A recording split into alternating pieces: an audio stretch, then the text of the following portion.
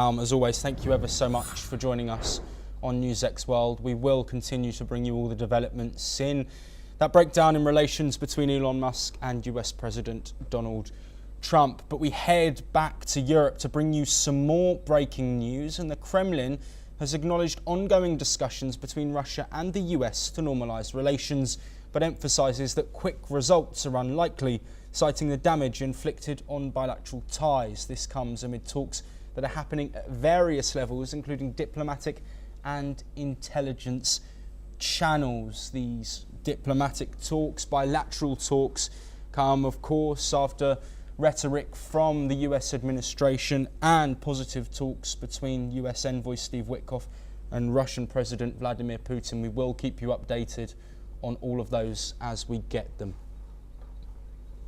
But we head now to the Indo-Pacific, and two Chinese aircraft carriers have been spotted operating simultaneously in the Pacific Ocean, marking a significant display of China's expanding naval capabilities. Taiwan's Defence Minister Wellington Koo described the movements as a clear political message reflecting Beijing's expansionist ambitions.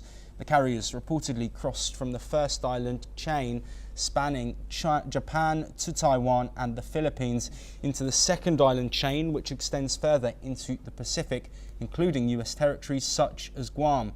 Japan's defense minister said China's carriers show intent to expand military reach. China calls the operations routine training with no specific targets. Meanwhile, Taiwan is modernizing its defense with new F-16 jets from the US to counter threats.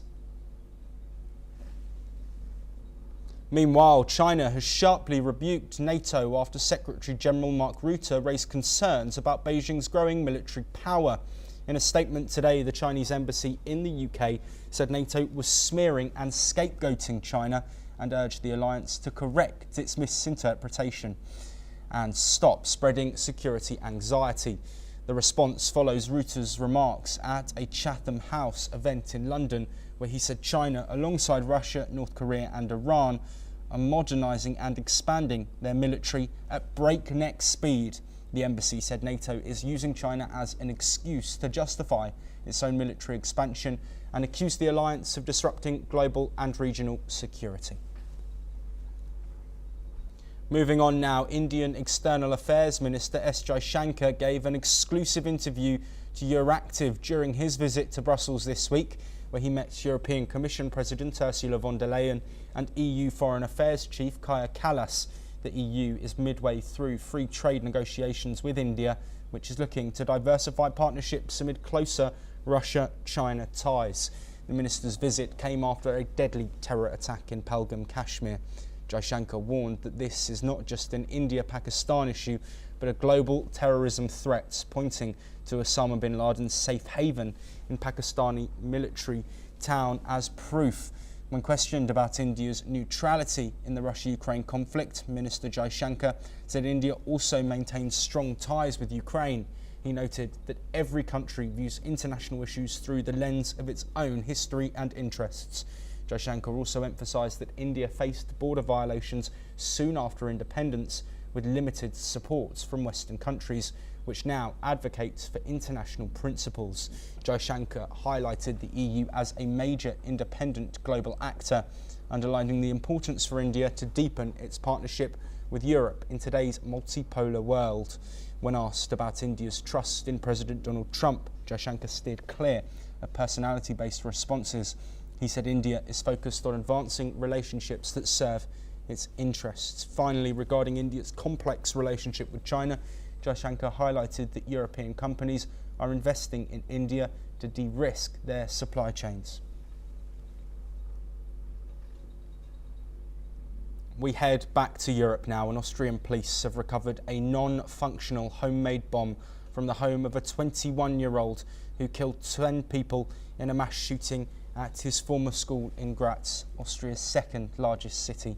Authorities said the suspect, armed with a shotgun and a pistol, opened fire across multiple floors of the secondary school before taking his own life in a bathroom.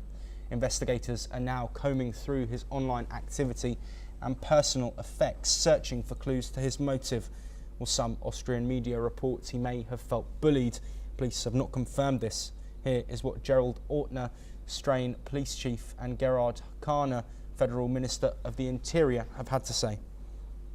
Beim mutmaßlichen Täter handelt es sich um einen 21-jährigen Österreicher aus dem Bezirk Graz-Umgebung. Nach derzeitigem Kenntnisstand wurden bei der Tat 2 Schusswaffen verwendet, die am Tatort sichergestellt werden konnten. Diese Waffen werden nun kriminaltechnisch untersucht. Der mutmaßliche Täter dürfte die Waffen legal besessen haben. Es ist bekannt und auch zu berichten, dass er Schüler dieser Schule auch war, diese Schule nicht abgeschlossen hat. Alles andere, und es sind viele Dinge zum jetzigen Zeitpunkt spekuliert worden, ist eben Spekulation. Und das ist Aufgabe jetzt des Landeskriminalamtes unter Federführung des Landeskriminalamtes. Well, religious studies teacher Paul Nitsche recalled seeing the suspect trying to shoot a lock off a door before fleeing. I thought this can't be real, he told ORF. Here is what one of the students had to say about the incident.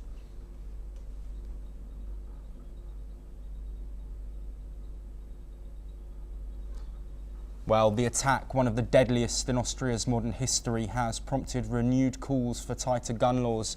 Graz's mayor urged immediate reforms, and RUF acknowledged the need to address any legal loopholes. In response to the tragedy, the country has declared 3 days of national mourning. Thousands gathered in Graz's central square on Tuesday evening to honour the victims.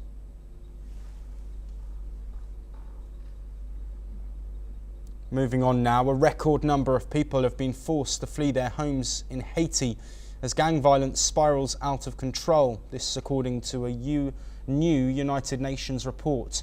Nearly 1.3 million Haitians are now internally displaced, the highest ever recorded in the country's history.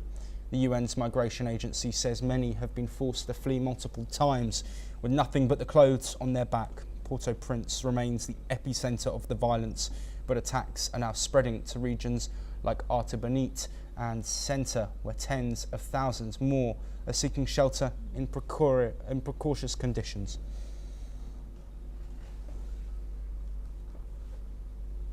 Well, that's all